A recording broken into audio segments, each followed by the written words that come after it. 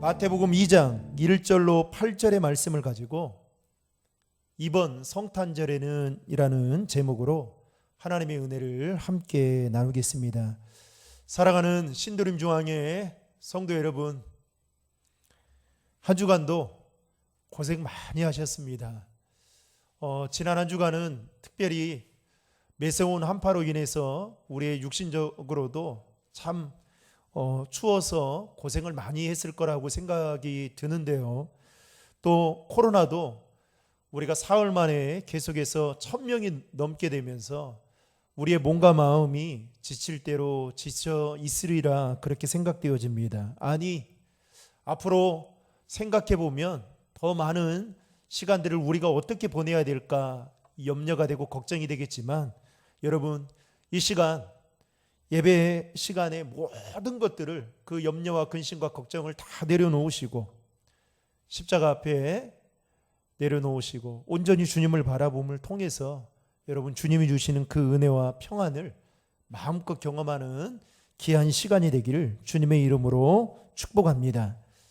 우리 옆에 있는 분들, 가족들 있을 겁니다. 한번 인사하겠습니다. 당신 때문에 살만 납니다. 인사하겠습니다.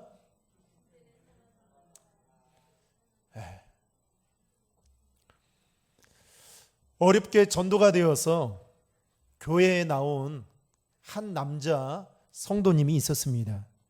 이 남자 성도님의 부인은 자신의 남편을 전도하기 위해서 결혼을 하고 무려 20년 넘게 기도를 해왔습니다.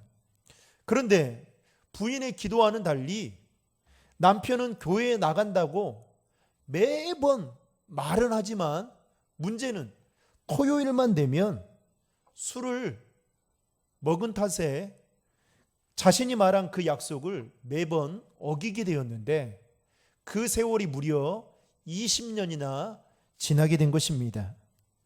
징하죠, 징해. 그렇죠? 좀 부인이 말하면 들어주지.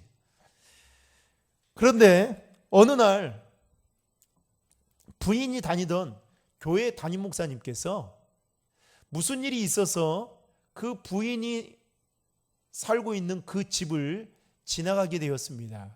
그러다가 갑자기 생각이 나서 여기를 한번 신방을 가야겠다고 생각을 하고 약속도 하지 않은 신방을 오게 된 것입니다. 그러니까 이 부인이 깜짝 놀란 거죠. 신방을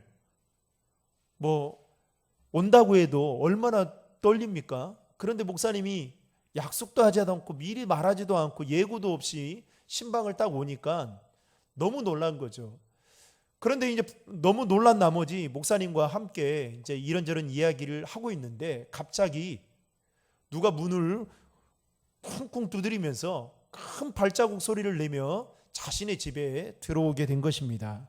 눈을 떠 보니까 자신의 남편이 그렇게 들어오게 된 거죠. 그런데 그날따라 그 남편이 술을 얼마나 많이 먹었던지 곤드레만드레 돼가지고 집에 들어오게 됐는데 때마침 목사님을 보게 된 것입니다. 이 부인이 너무나 부끄러워가지고 남편에게 빨리 안방으로 들어가라고 하면서 밀어 넣었습니다. 그런데 갑자기 목사님께서 남편이 있는 안방으로 따라 들어가는 거였습니다. 그리고는 나오지를 않는 거예요. 도대체 이게 남자 대 남자의 무슨 이야기를 하려는지, 이 사람이 지금 술이 곤드레만드레에 취해서 아무 말도 들리지 않을 텐데 목사님이 왜 따라 들어가서 내 남편에게 무슨 말을 하는지 너무너무 부끄럽고, 그래서 목사님이 나오기만을 기다리고 있었던 거죠. 그런데 목사님이 5분 10분이 돼도 나오지를 않는 겁니다. 그래서 부인이 너무 궁금해서 살그머니 가서 목사님이 도대체 무슨 말씀을 하고 있는 건지 들어보고 싶어서 문에 귀를 슬그머니 댔습니다. 그랬더니 목사님이 자신의 남편에게 복음을 전하고 있는 거였습니다. 그런데 남편이 아무런 말도 안 하고 목사님이 그냥 복음을 전하는 말에 그냥 듣고 있는 거예요. 그러더니 남편이 목사님께 이렇게 말을 합니다. 목사님, 사실 저도 저희 집사람과 함께 교회를 나가고 싶은데 문제는 저는 술 때문에 교회를 나가지 못할 것 같아요 라고 목사님께 말을 했습니다.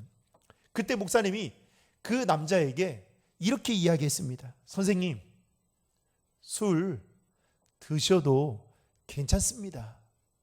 왜냐하면 성경에도 보니까 예수님께서 포도주를 만드신 부분이 있거든요. 그러면서 그 남자에게 교회를 술은 드시지만 교회를 나올 것을 권유했습니다. 그 말을 들은 남자가 용기를 얻어서 그 주부터 교회에 나오기 시작했습니다. 그러니 부인이 그동안 20년 동안 기도했던 그 기도의 응답이 드디어 이루어지게 된 것이죠. 그런데 문제는 이 남편이 교회는 나오는데 매번 토요일마다 술을 어김없이 먹는 겁니다. 술 양을 조금 줄인 것뿐이지 술은 계속해서 먹는 겁니다. 그런데 이 남자분이 어느 날 말씀을 듣다가 나 같은 사람이 어떻게 교회에 나올 수 있을까? 나는 술을 많이 먹고 교회하고는 전혀 맞지 않는 사람인데 왜 나 같은 사람이 이렇게 교회에 나올 수 있을까 생각을 하다가 성탄절을 이제 맞이하게 된 것입니다.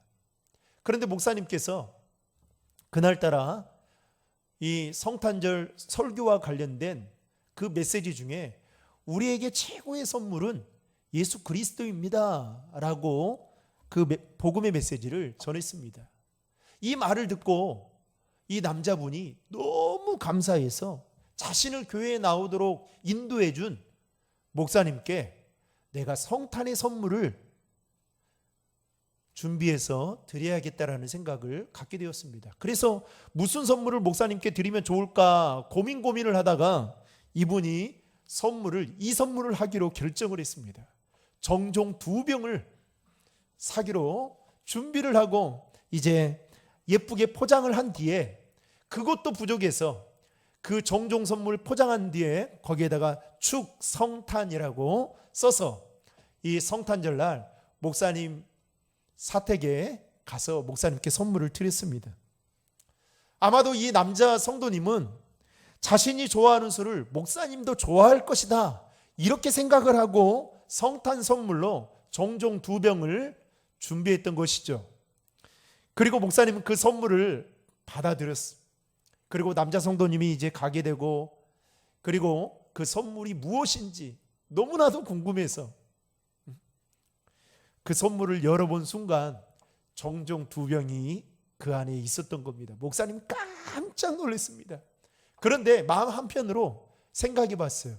이 선물을 준비해서 준 이 남자 성도님 그 마음이 너무나도 감동이 되어서 이거를 어떻게 하면 내가 감사의 표시를 할까 그렇게 생각을 했다라는 그 이야기가 있습니다. 여러분, 오늘은 교회력으로 대림절 4번째 주일입니다. 그리고 돌아오는 금요일인 12월 25일은 우리가 기다리던 성탄절이기도 하죠. 여러분, 성탄절을 쉽게 말한다면 하나님께서 인간에게 가장 큰 선물을 주신 날이다 이렇게 표현할 수 있을 것 같습니다. 다시 말해서 죄인인 우리를 구속하기 위해서 이 땅에 인간의 몸을 입고 오신 아기 예수님의 탄생을 축하하는 날이 바로 성탄절이라 할 수 있는 것이죠. 사랑하는 성도 여러분, 하나님께서 우리에게 성탄의 선물로 주신 그 예수 그리스도를 이 시간 여러분 예배의 현장은 다르지만 저와 여러분들이 드리는 그 예배의 현장 가운데 만나는 은혜가 있기를 주님의 이름으로 축원합니다. 오늘 본문의 말씀은 2000년 전 유대 땅의 만왕의 왕으로 오신 아기 예수님을 만날 수 있었음에도 불구하고 그 기회를 놓쳐버린 사람들에 대해서 소개하고 있는 내용이라 할 수 있습니다. 그 첫 번째 사람은 바로 헤롯 왕이었습니다. 헤롯 왕은 예수님이 태어날 그 당시에 유대 땅을 통치하던 왕이었죠. 그리고 그는 동방박사들로부터 자신이 메시아가 자신이 통치하고 있던 그 유대 땅에 메시아가 탄생한다라는 그 소식을 뜻밖의 소식을 듣게 됩니다. 여러분 오늘 본문 1절과 2절의 말씀을 우리 다 함께 읽겠습니다. 헤롯 왕 때에 유대의 베들레헴에서 예수께서 태어나시자 동방에서 박사들이 예루살렘에 찾아와 물었습니다. 유대 사람의 왕으로 나신 분이 어디 계십니까? 우리는 동방에서 예수의 별을 보고 경배 드리려고 왔습니다. 여러분 여기서 말하는 동방 박사들이 말하는 유대인의 왕은 바로 구약 성경에서 예언한 메시아를 가리키는 겁니다.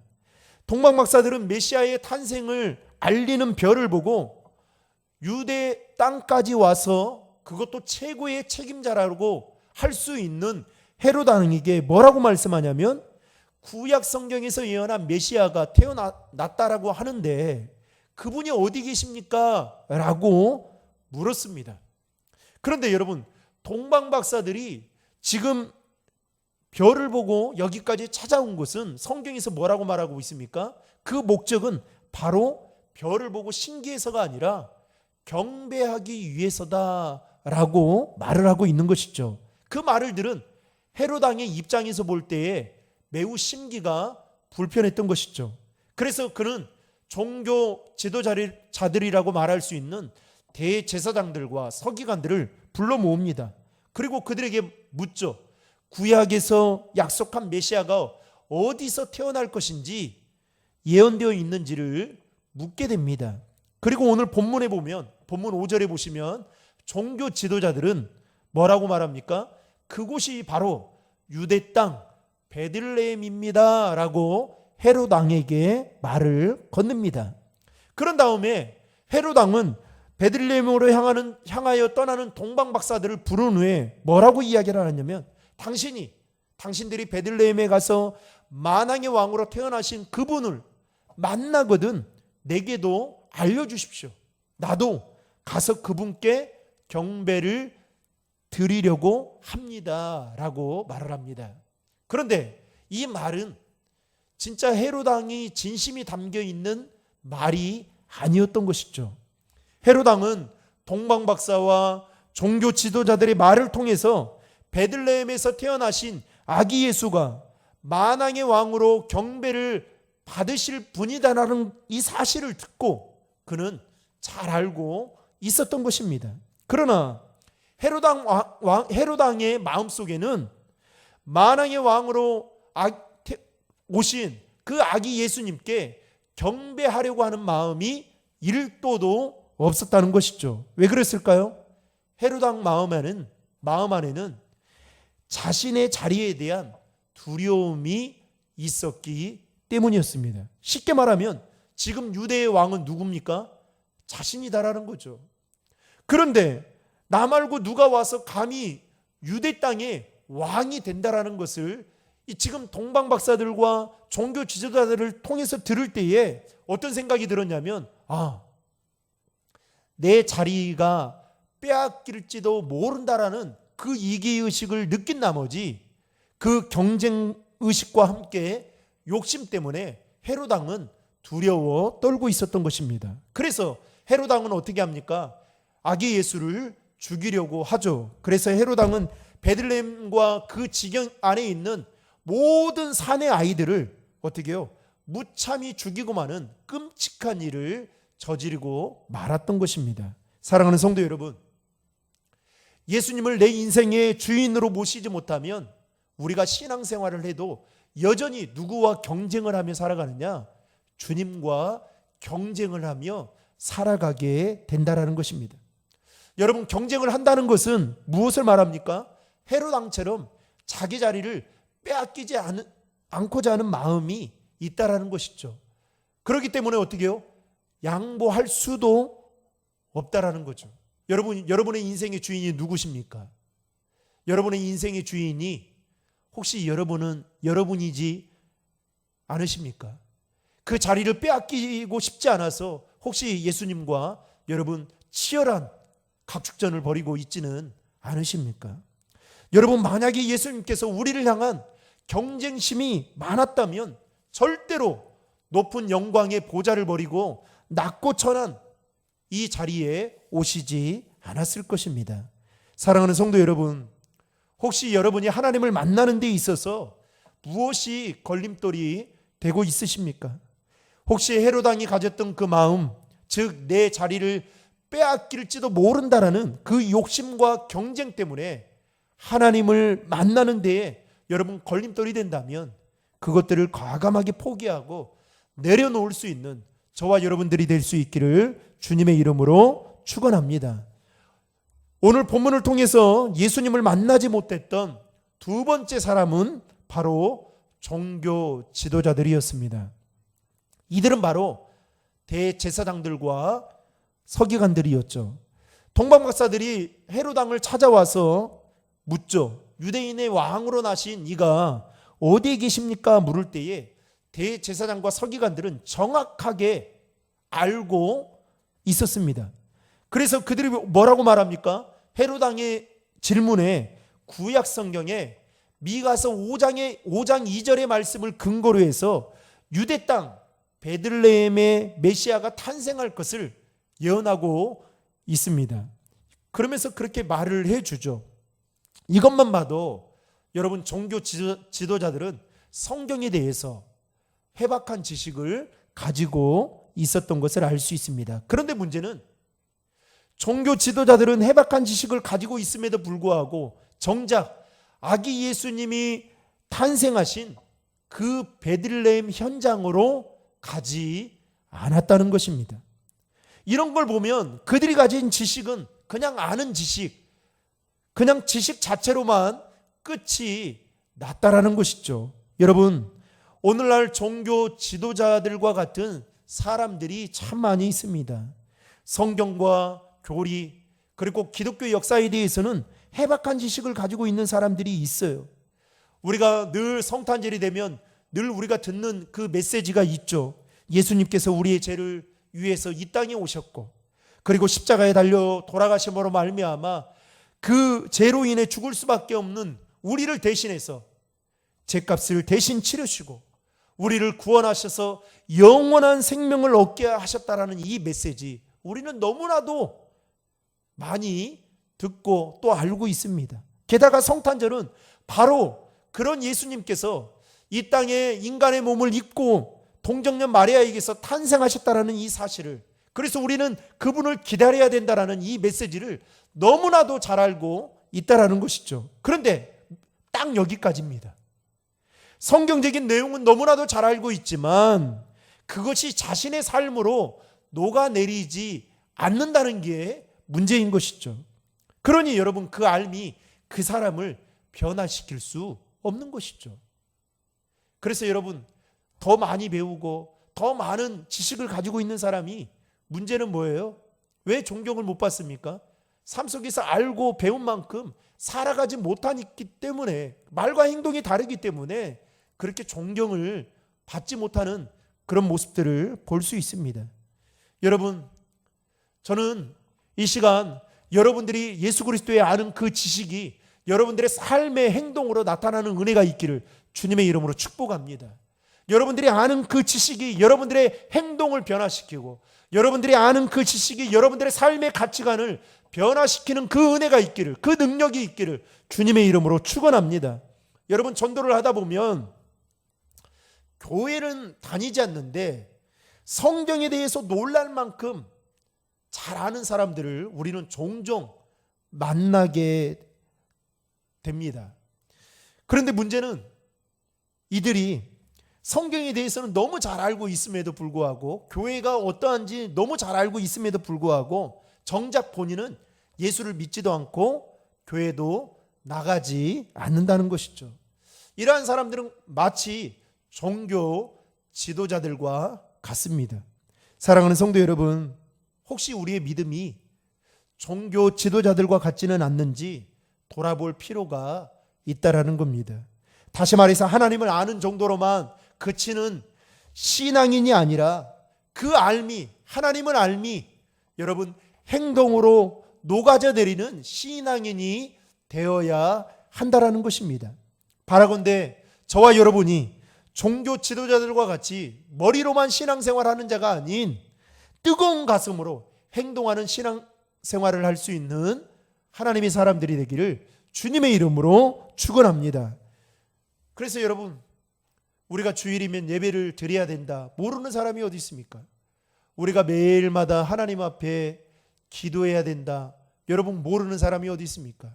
주의 말씀은 내 발의 등이요 내 길의 빛이다, 이 말씀을 모르고 말씀을 읽지 못하는 사람이 어디 있습니까? 다 알고 있어요. 심지어는 물질의 주인이 하나님의 것이다 라는 것을 여러분들이 너무나도 잘 알고 있습니다. 하나님의 것은 하나님의 것으로 구별해서 드려야 된다라는 것 너무 명백하게 잘 알고 있죠.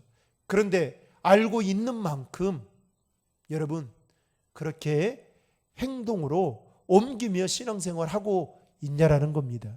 그러니 하나님을 만날 수 있는 그 기회를 종교 지도자들은 놓치고 있었다는 것이죠. 마지막으로 오늘 본문을 통해서 예수님을 만나지 못했던 세 번째 사람은 바로 마구간 주인이었습니다. 누가복음 2장에 보면 당시 베들레헴에는 호적하라는 아구수도의 명령에 따라 호적하기 위해 고향을 찾는 사람들로 붐볐습니다. 이로 인해서 여간에는 방마다 초만원을 이루게 되었던 것이죠. 따라서 아기 예수님이 태어나신 베들레헴에는 예수님을 맞이할 만한 여관방 하나조차 없었던 것입니다. 다행히도 아기 예수를 잉태한 마리아와 요셉은 해산할 때가 되어 마음씨 좋은 마구간 주인의 그 배려로 말미암아 추위를 피할 수 있었고, 그곳에서 아기 예수가 태어나게 되었던 것입니다. 성경에 보면 아기 예수님의 탄생에 하늘에서는 천군 천사의 찬양 소리가 울려 퍼졌고, 멀리서 동방박사들이 찾아와 아기 예수께 경배하고 예물을 드렸다라고 표현하고 있고, 베들레헴 주변에서 양을 치던 목자들도 아기 예수님께 찾아와 경배를 드리고 갔다라고 성경은 그렇게 기록하고 있습니다. 그런데 가장 가까이에서 아기 예수님의 탄생을 알았던 마구간 주인은 왜 예수님을 만나지 못했던 것일까요? 아마도 갓 태어난 예수님과 마리아는 여러분 그 마구간에 며칠 동안 머물러 있었을 것입니다. 아기 예수님은 며칠 동안 그 마구간에 자신의 어머니와 함께 누워 계셨을 것이고, 또 여러 사람이 그 메시아의 탄생을 축하하기 위해서 들락날락 거렸을 때에 마구간 주인이 아마 그 현장을 다 보게 되었을 것입니다. 그런데 문제는 마구간 주인은 왜 그 아기 예수가 메시아인지를 알지 못하고 그분께 경배하지 못했던 것일까요? 제가 추측해 봤어요. 생각해 봤어요. 이 마구간 주인은 먹고 사는 문제 때문에 온통 관심이 빼앗긴 나머지 자기 마구간에 누워있는 아기 예수님에 대해서 신경 쓸 조차 그럴 겨를이 없었다라는 것입니다. 여러분, 오늘날에도 우리 주변에는 먹고 사는 문제 때문에 너무 바쁜 나머지 가까이에 계신, 아니 우리에게 찾아오신 예수님을 만나지 못하는 사람들이 있다라는 것입니다. 먹고 사는 문제 때문에 예수를 믿을 그 기회를 놓쳐버리고, 먹고 사는 문제 때문에 구원받을 많은 때를 놓치기도 하고, 먹고 사는 문제 때문에 예수를 만날 수 있는 그 기회를 뒤로 미루는 마구간 주인과 같은 사람들이 우리 주변에 있다라는 것이죠. 물론 먹고 살기 위해서 땀 흘려 여러분 열심히 일을 하는 거, 돈을 버는 거 중요하죠. 그러나 여러분 조금만 생각해 보십시오. 우리 인생에서 가장 중요한 것은 먹고 사는 문제보다 더 중요한 게 한 가지 있습니다. 그것은 뭘까요? 영혼의 문제입니다. 그 영혼의 문제는 우리의 인생의 주인이 되시는 예수 그리스도를 만나게 될 때에 여러분 해결될 수 있다라는 것입니다. 사랑하는 성도 여러분, 우리가 세상의 모든 것을 다 누리고 모든 것을 가진다 할지라도 오늘 밤 여러분의 영혼을 주님께서 불러간다면 그것들이 무슨 소용이 있겠습니까? 그런데 우리는 천년 만년 살 거다고 생각하고 먹고 사는 문제 때문에 여러분 과거에 우리가 살았던 그 시절들을 생각해 보십시오. 여러분 요즘에도 뭐 힘든 분들이 계시겠지만 여러분 요즘처럼 이렇게 우리가 많은 것들을 누리며 살아가는 때가 어디 있겠습니까? 하루 세끼 여러분 걱정하지 않고 살아가는 때를 우리가 보내고 있지 않습니까? 저 때만 해도요. 참 저는 개인적으로 여러분 누룽지, 저는 개인적으로 누룽지를 참 좋아합니다. 왜 누룽지를 좋아하냐면 이 돈으로 과자를 살 수 없어가지고 제가 살던 곳에는 누룽지를 깜밥이라고 했거든요. 깜밥. 여러분 깜밥이라고 합니까? 근데 이 깜밥을 되게 좋아했어요. 그래서 그것을 여러분 누룽지는 진짜 맛있게 먹는 것은 어떻게 먹는지 아세요? 이렇게 두껍게 누룽지를 만들어 가지고요. 거기에다가 흑설탕을 쫙 뿌리면요. 그 흑설탕이 녹아내리면서 먹는 그 맛이 기가 막힙니다. 그래서 그거요 봉지에다 싸가지고 학교에 가가지고 애들한테 이렇게 주면서 그거 빼앗기지 않으려고 그 학교 화장실에 가가지고 깜밥 먹을 때도 있었고요. 참 그때 생각하면 그리고 먹을 게 없어가지고 그 생라면을 부숴가지고 지금은 요즘에는 뭐 라면땅 이런 것들이 나왔지만 생라면 부숴가지고 쑥 뿌려가지고 지금도 저는 가끔씩 배고플 때 그거 즐겨 먹는데요. 우리 애들하고도 먹습니다. 여러분 그때 생각하면 우리가 지금 얼마나 많은 것들을 누리고 살아가고 있습니까? 그런데 지금까지도 먹고 사는 문제 때문에 영혼의 중요한 문제, 여러분 예수 그리스도를 만나지 못하는 그 기회를 놓쳐버리게 된다면 여러분 이보다 더한 불쌍한 사람이 어디 있겠습니까? 더군다나 예수를 여러분 믿는다고 하더라도 여러분 진짜 예수님을 인격적으로 만나지 못한다면 이것처럼 불행한 일이 어디 있겠습니까?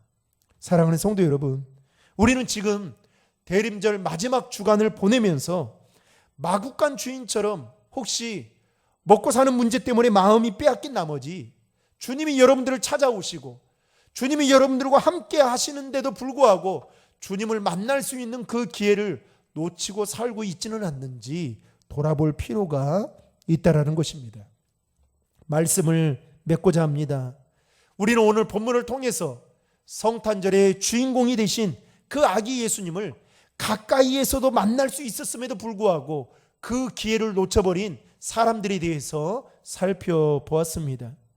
자신의 그 자리 욕심 때문에 예수님을 경쟁의식으로 삼고 경쟁자로 삼고 자신의 욕심을 채우고자 했던 헤롯 왕, 그리고 메시아의 탄생을 미리 구약 성경의 말씀을 통해서 다 알고 있음에도 불구하고 정작 아기 예수님의 탄생하신 그 베들레헴 현장에 가지 않았던 종교 지도자들, 그리고 어느 누구보다도 가장 가까이에서 아기 예수님의 탄생을 보았음에도 불구하고 먹고 사는 그 현실적인 문제의 마음이 빼앗긴 나머지 예수님을 만나지 못한 마구간 주인과 같은 사람들, 여러분 바라건대 저는 이런 사람들이 저와 여러분 되지 않기를 주님의 이름으로 축복합니다.